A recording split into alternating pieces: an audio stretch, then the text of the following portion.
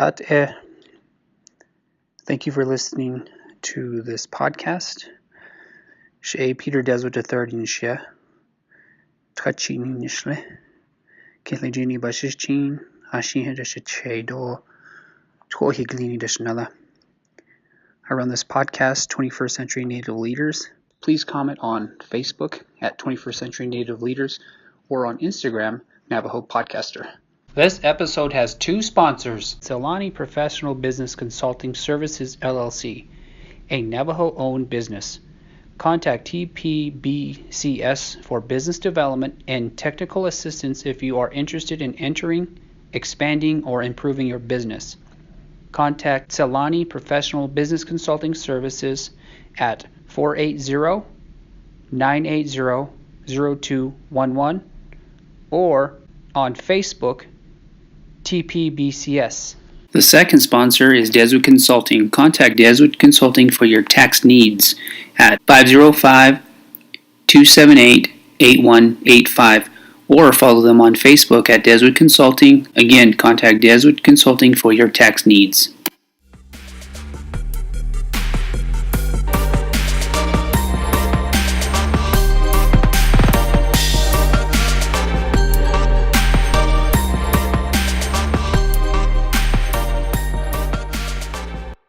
Hello, listeners. Thank you for joining me on 21st Century Native Leaders. My name is Peter Desert III, and I am here with Lil Mike and Funny Bone. Lil Mike and Funny Bone are a Native American hip-hop duo from Oklahoma. They are full-time recording artists, dancers, and motivational speakers. The duo was even on America's Got Talent. Thanks for being on the show, guys. Thank you for having us, man. Honored. Yay! Absolutely. So tell me about yourself, your tribal affiliation, and where y'all come from. All right, well, this is Funny Bone speaking, and we're from Oklahoma City, Oklahoma, from the Choctaw Pawnee tribes, and we rap, we dance, and we do motivational speaking.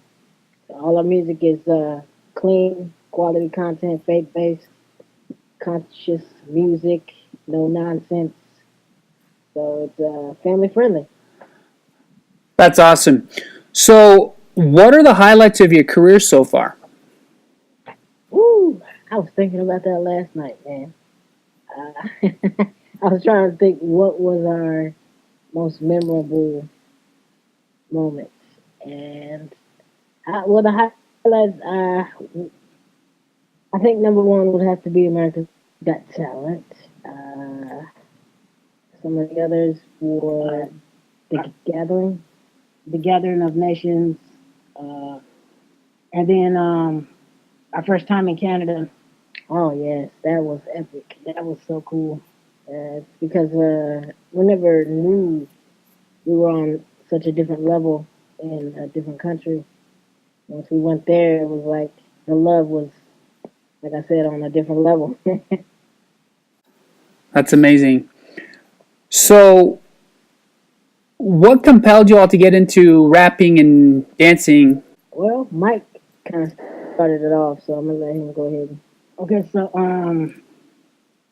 rapping was basically a form of poetry that I was supposed to do as a therapy, and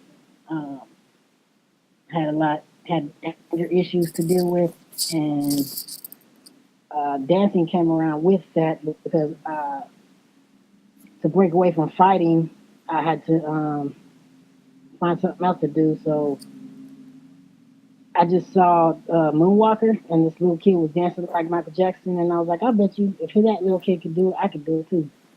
So I slowed down put the VHS on slow-mo and started learning the moves, every little tiny step, and then I wanted to be kind of like MC Hammer and rap and dance. And so a star was born, So, any current projects you all are working on? We just released our 17th studio album. It's called Beat of the Drum. This came out about 3 weeks ago, and It's featuring Superman, Stinjati, Young Buffalo Horse, and a whole lot more people. There's 17 songs on the album. It's and it's one of our best yet, man. We spent 5 years putting that together, and that's like I said, it's our 17th album, and that this one has been one of the most tougher ones to put together, just because everything we were going through putting it together. So, but it's all paying off, man.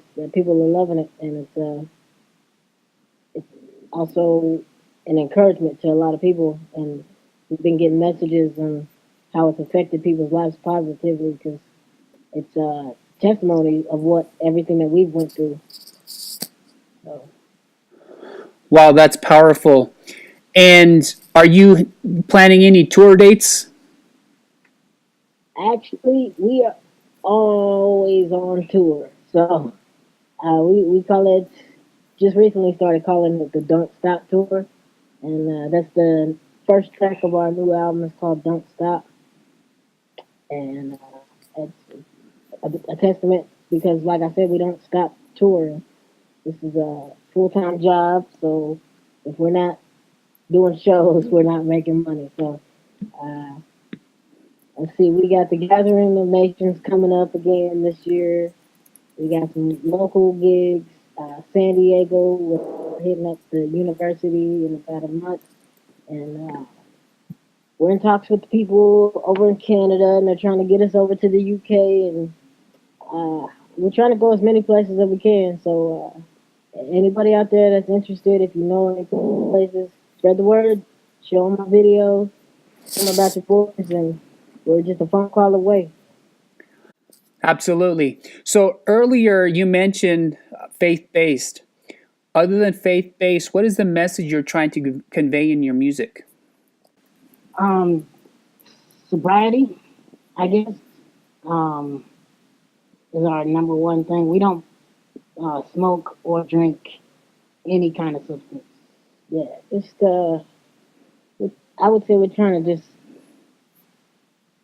to portray a betterment of our culture, of our people, and like he said, sobriety. I mean, just to kind of get the the new generation out of that mindset. Yeah, the stereotypical mindset that if you're native you have to drink, or just because you're young you have to smoke, or listen to all that junk that's on the radio. So we're just trying to feed the world some positivity and stuff that's gonna make people better, not just throwing out garbage and be famous, you know. And also to make music that anyone can sing, yeah, or play in front of grandma in it. All right. That's powerful. I've interviewed Superman Hip Hop and Defy Hell and Back, and I feel their message is very similar to what you guys are trying to convey as well. Is that positive message?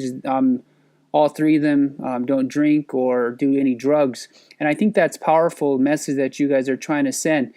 So my next question, you mentioned this a bit in there. How important is y'all's culture? Well, growing up, we were, what was that? Southern Baptist Church. There was a bunch of natives in there too, but we grew up in the city, so the only way that we could have learned our language was to live in Pawnee, Oklahoma. And if anybody that knows, Pawnee, Oklahoma is really small. There's like one gas station, and that's it. Uh, so that wasn't really an option for us. But our culture is definitely important, and we try to incorporate it in the music, but we don't want to commercialize it. You know, we're not gonna try to commercialize it by using our language in every song or wearing, certain things. But I don't know, Mike.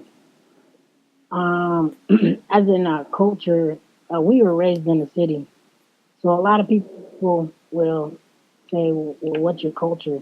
And for us to be accurate, we are urban Indians, and just raised in a rural city is way different than somebody raised on the res. And so we talk different, we uh, laugh different, sound different. We sound different. I mean, like when I say laugh different, I mean the jokes that we laugh at are different.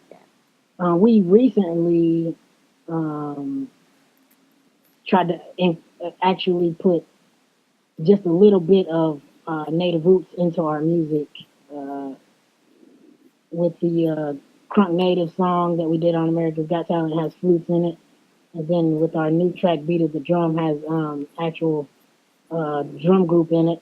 So I mean, pretty much that's as close as we're trying to get with putting stuff on our CD that reflects our culture because, like you said, we don't want to commercialize it. Like for somebody to uh, take advantage of their culture and to put it out there like that, I feel it should be free and not sold.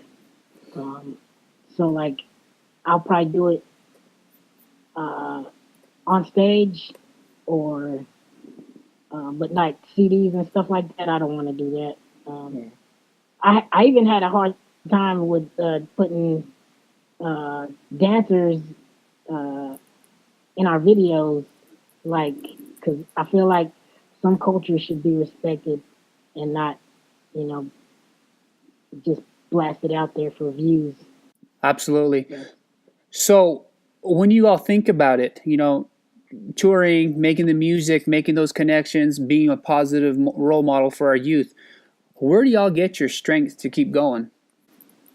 Wow. Creator. Yeah. and and our past obstacles that we've overcome, man. I just and Plus, we have each other to. and the music that we listen to is Oh yeah, definitely. similar to what we do. So it's like uh, it's speaking into our lives. I mean, they say you are what you eat, but I mean, you are what you consume in all manner. So you are what you think. You are what you're listening to and watching. So I mean, our strength comes from music and movies that we watch. I mean, we don't let too much junk in, Yeah, because that's what's gonna come out. And because we go to schools and different venues where we interact with students and stuff like that, and the music they're listening to is depressing or it's over violent, and you can tell the ones who listen to just artists who just put out depressing music because it just shows all over them. their energy. Or same way with like if they listen to angry music, like if their music is just talking about fighting all the time or just they want to kill somebody or whatnot, it shows. And you can't hide that.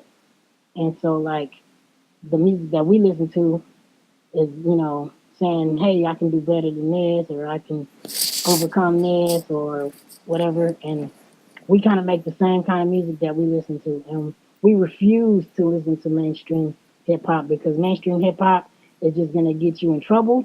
Yeah. It's gonna get you addicted, or it's gonna get you a baby. And It don't have no substance. There's no meaning to the music that's out on the radio now. It's kind of sad because I mean, people are paying to push this on the radio and in the movies, and it don't have no substance, no life, no anything. Wow, I like the way you say that. So whenever you look at that, right, when you all first started, who's been your biggest supporter? our biggest supporter, Our mom yeah, our mom, and then uh, the crazy fans, our manager. our manager, yes. I mean, we are unsigned, but he's a booking agent, and he's been with us since day one, and he always has helped us negotiate contracts or look over potential record deal offers and stuff like that. And he actually kind of helped us get a lawyer to look over the contract for being on TV. That's awesome.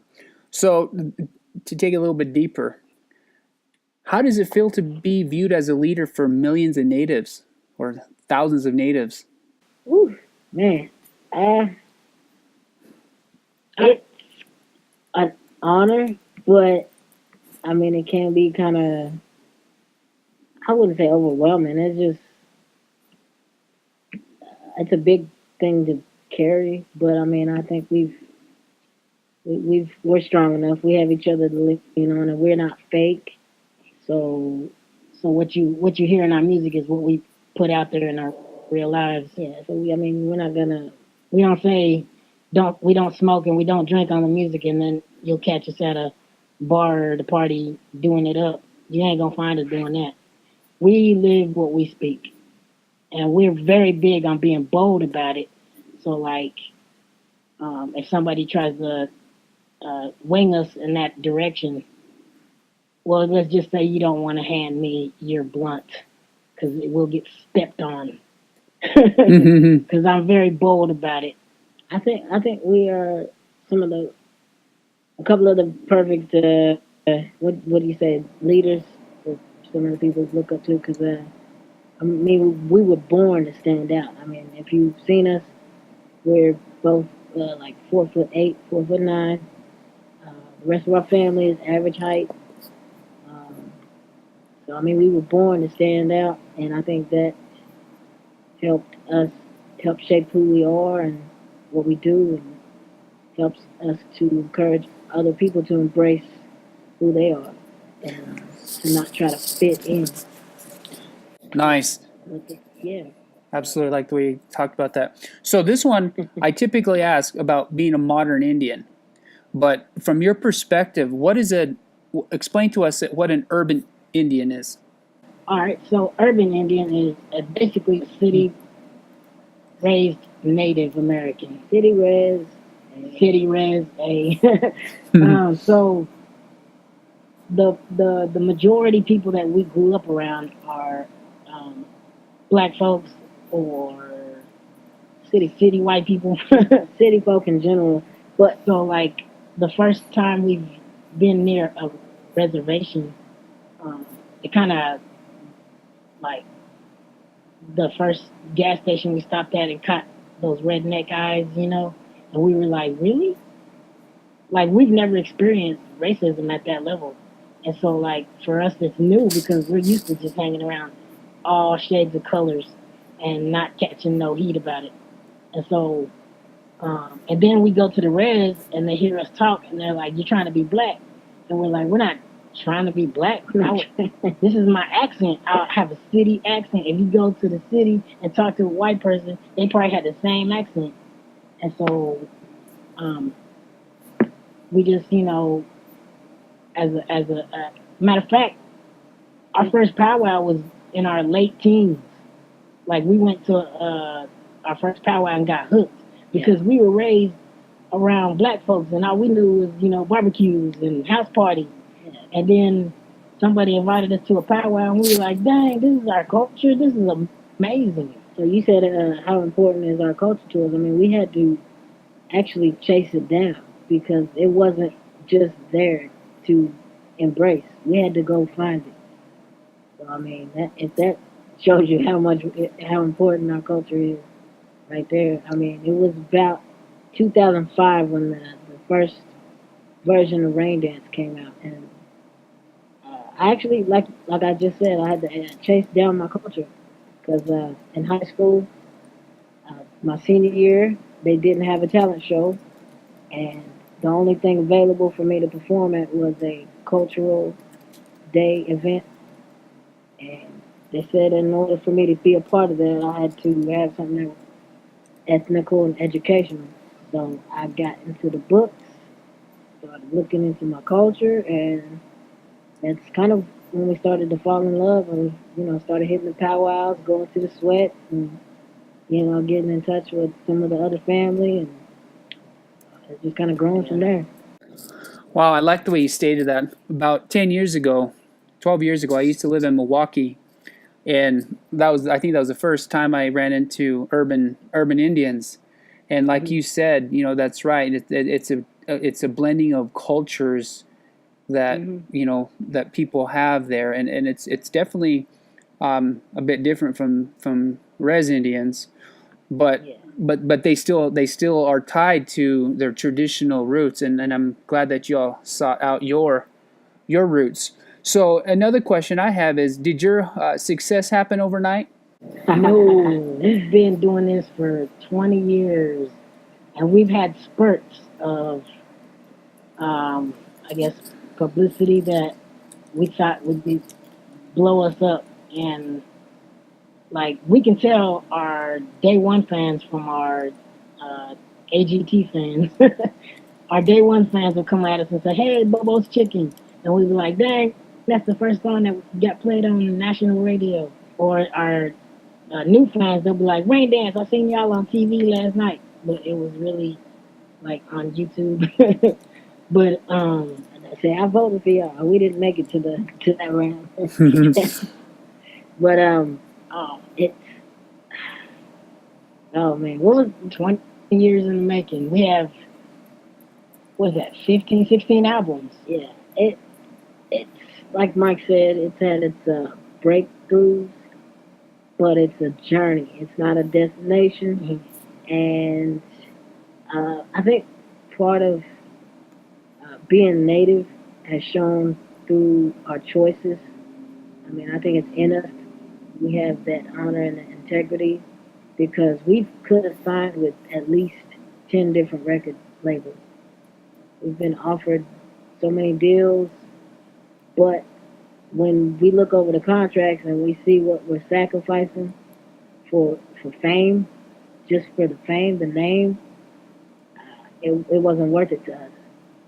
And I think that was part of our honor and integrity showing up to be able to turn down $100,000 contract. Man. And yeah, right. So you just took a deep breath, didn't you? I did too. So you turned out $100,000 contract. So you look at that and you're like, okay, at what point, what is it that kept you from signing with, for going for the money and the fame? And it was a number of different things, man. The contract, it was had a bunch of little stuff hidden in it. So basically, the one that we turned down for $100,000, the guy wanted to change our image. Yeah, he wanted way too much. He wanted to change our image. He wanted 20% of concert sales, merch sales. He just wanted too much, and for us to work hard at what we do, we're like, okay, so we design our own graphics. We were making our own beats at that time, and for him to be like, I like what you're doing. I just want to change it up a little bit because I feel it'll work better.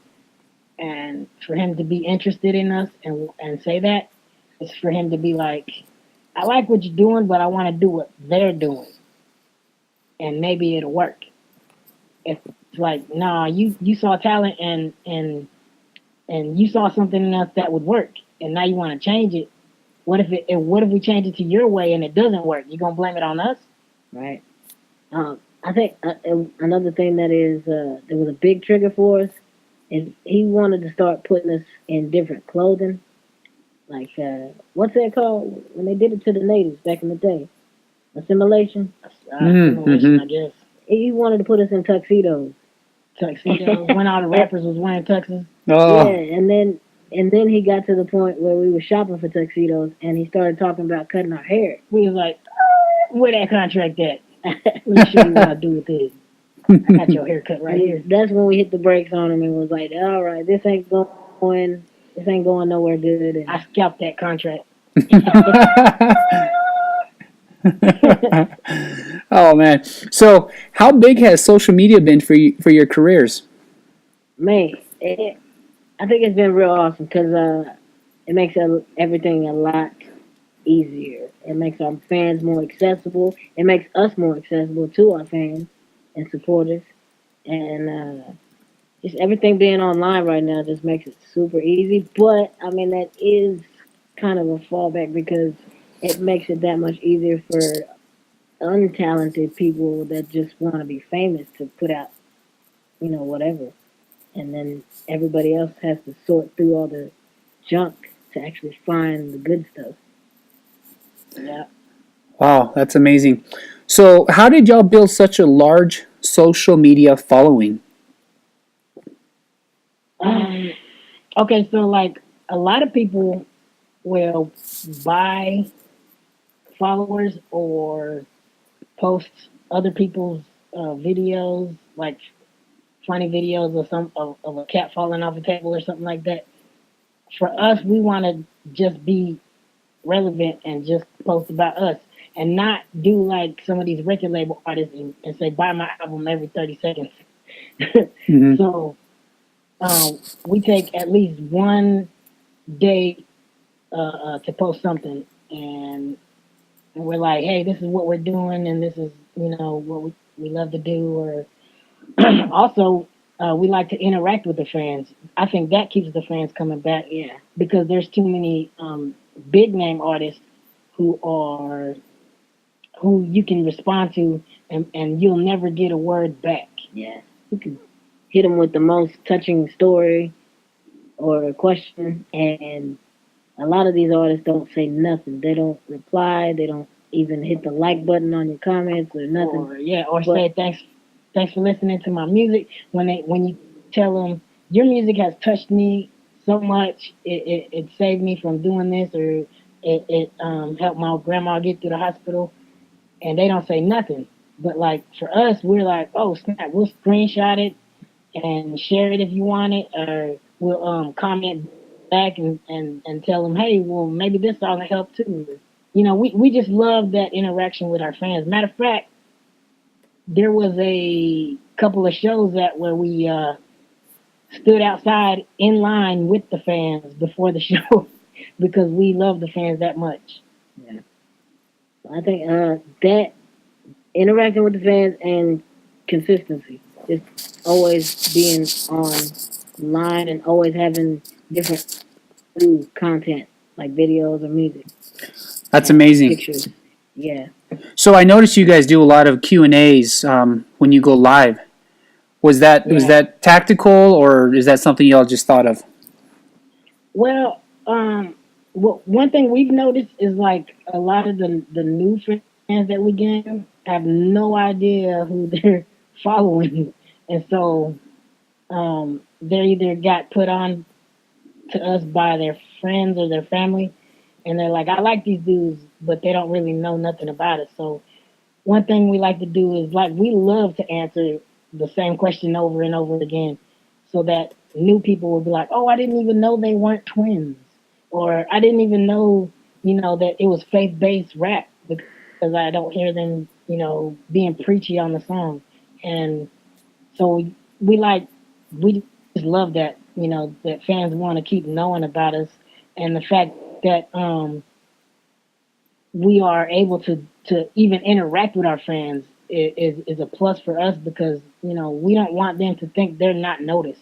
That's amazing. So, if you guys had to do it all over again, what's the first couple of things you would do? Woo! Wow, dude, that's a good question. Now, in specific, like do America Got Talent again or this whole rap career again? The whole what are the essential steps to getting to where you're at? The first couple of steps. Mm. Okay. So in my head, I'm thinking we should have signed up for well, we're on CD Baby right now, and with BMI, but we should have took the legal steps earlier in our career so that we'd be making more money off of our past albums. Yeah. Because we didn't really start doing online stuff until online was kind of really getting out there. So in my head, I'm like, we would probably be so much better off if we had our past albums on for sale online Yeah, because we made us some awesome music. that and man, I think we've done everything pretty much the way we want it. Pretty Well, much, yeah. I don't know if I would change too much, man. Besides that, just being Yeah, just besides that, I wouldn't change too much. checking all the legal action, investing in ourselves more. I think I would, if we did it all over again. I'm more mature now, so I definitely would appreciate everything more. So enjoy the journey. Yeah, Yeah, instead of like stressing over a specific destination. Yeah, exactly. Enjoy the journey and just because sometimes you need the downs to go with the ups. Because if you don't have downs, you can't get to the ups that are have obstacles in their way. if you don't know what rain is, you can't appreciate sunshine. Oh, that's amazing. Powerful. So, any advice for future artists? Wow. Okay. Here's what we tell all artists that are coming at us for advice. Number one, make sure your content is quality because that opens a lot more doors for you. Here's what a big name producer told us. He said, when you make one song for your album, that one song, when you hear it, you should be able to be like, I would buy that one song for $5. Yeah. If you don't feel that way about that song, you need to rewrite the song or re-record the song to the point where it sounds like a $5 song by itself. And then you put all those $5 songs that you agree that are worth $5. Then you put that on the album and see what happens. Um, First impression is everything. So if you want to get out here and be an artist, I'm not saying wear the chain or claim to be this or that. I'm saying first impressions are everything. People are gonna be in love with you as a person. So just be you and don't settle for the speedy way because the speedy way is not always going to be best for you. Yeah, there's no shortcuts, man, and don't try to ride nobody's wave. We get it all the time. People coming up to us trying to like, let me jump on y'all's tour, or let me hop on your label, or put me on the album. I mean, you really gotta do the work for yourself. So I mean, there's no shortcuts to success, and I think that actually helps an artist appreciate everything more because they had to work that much harder to get it. Uh, but yeah, I would say just be real. Don't try to fit in like all these artists now are trying to switch their style to that mumble rap and because it's on radio and that's not cool. Stay true to you. Stay true to your roots for real. Mm-hmm. Well, that's powerful. So, whenever you look back, aside from the music and the performing and the motivational speaking, how do y'all want to be remembered? I would say as an inspiration, as like native leaders. I mean, the name of the show is perfect. I want to say true role models. Yeah, very. Man, there's so many words. I don't know. Not just stereotypical endings. Hey. Yeah, that's awesome. So, is there anything else you would like to share? Maybe a plug? Yeah, go get that new album, Beat of the Drum by Lil Mike and Funny Bone. If you need more information on us, you can go to MikeBoneNation.com. That's MikeBoneNation.com. Please support your boys, share the movement, and if you want us in your city, go ahead and give us a call, shoot us an email, and let's make it happen. Mike? Yeah, what he said. You can find all our social medias on MikeBoneNation.com as well. So, yeah, hit up that YouTube channel, find us on Snapchat, Twitter, and all that. MikeBoneNation.com. Awesome, guys. Hey, we are all set. So it takes me about a week to edit and then release it. And if you could send me a picture you want on the back of the podcast, that way everybody can see it. My episodes get about 3,000 to 4,000 listens in 121 Nice. countries. Cool. Let us know when you plan on releasing it. We'll boast about it. Absolutely, guys. I appreciate it, man. Hey, you guys keep up the good work, and I really like your content that y'all put out there. And I like that. I'm actually, professionally, I'm a high school principal, and I have kids in my school, wow. native kids that rap. And Dope. absolutely, and I think it's powerful. I think the message you guys are conveying, and that's why I had reached out to you all on Facebook, but I'm glad y'all reached out back to me.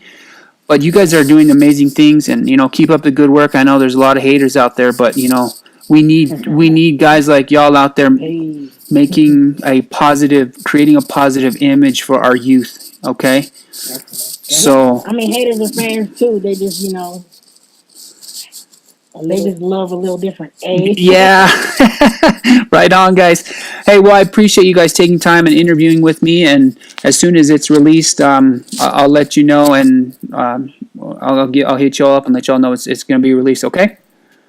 Yeah, Cool. make sure you get us all the links and details so we can, like you said, post about it. And then if you ever need entertainment or speakers at your school, man, hit us up. Okay, absolutely. And just so y'all know, the podcast is on YouTube. I just opened up YouTube. It's on Nice. Podbean, iTunes, Blurberry, Pod Paradise. Wow. So it's on 5 or 6 different pod That sites. business. Yeah, absolutely. So I'll let y'all know when it's released. Okay. Cool beans. All right, man. All right, peace, guys. This episode has 2 sponsors. Celani Professional Business Consulting Services, LLC, a Navajo-owned business. Contact TPBCS for business development and technical assistance if you are interested in entering, expanding, or improving your business. Contact Celani Professional Business Consulting Services at 480-980-0211 or on Facebook, TPBCS. The second sponsor is Deswood Consulting. Contact Deswood Consulting for your tax needs at 505-278-8185 or follow them on Facebook at Deswood Consulting. Again, contact Deswood Consulting for your tax needs.